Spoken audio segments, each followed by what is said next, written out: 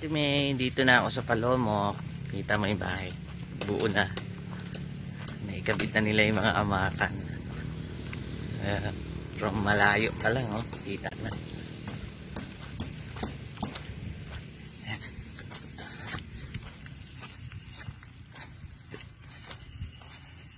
Ayan, malambot ang lupa ngayon. Kaya di ko na pinasok yung motor. Madulas ako. Tapos na sila. 5 PM na. Overtime na sila.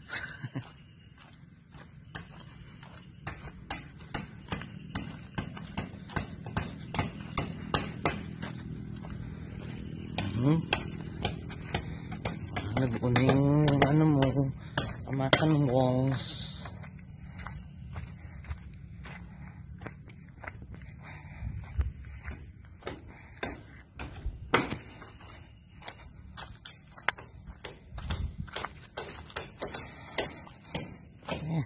Itik.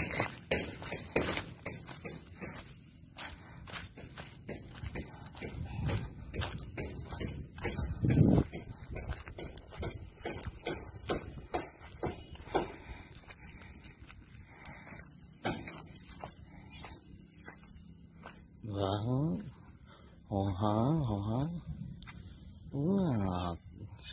What a design. What a very beautiful design. Maganda siya. Lalala. Buo na ata nila. Wow. Wow. Nalagyan na. Sige tayo. Sa likod. Ayun sa loob. Covered na.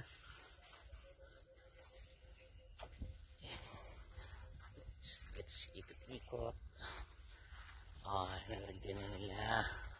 Nalagyan na nila.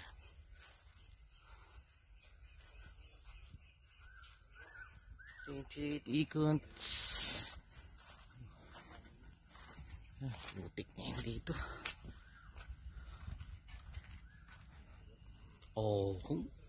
Natapos nila. Dalawa lang sila.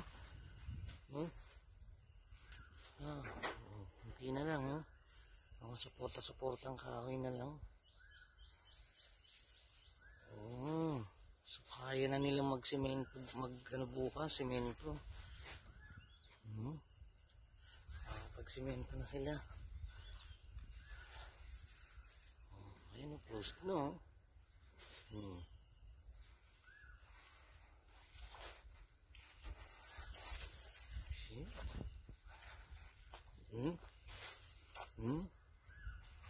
Ayan, ganyan kasi lalagyan pa ng hollow block sa isang patong.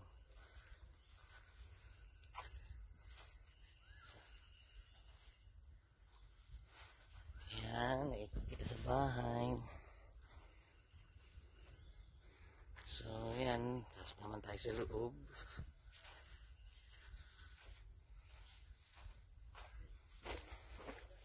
Ang galing nila. Ang galing nila. Dalawa lang sila, natapos nila. Natapos nila kahit dalawa lang sila eh.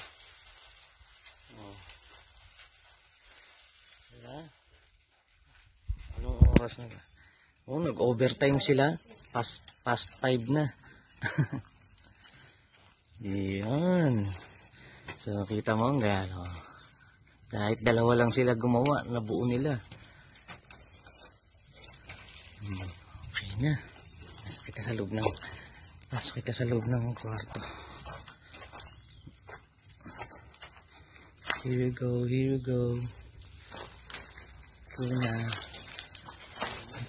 Okay na.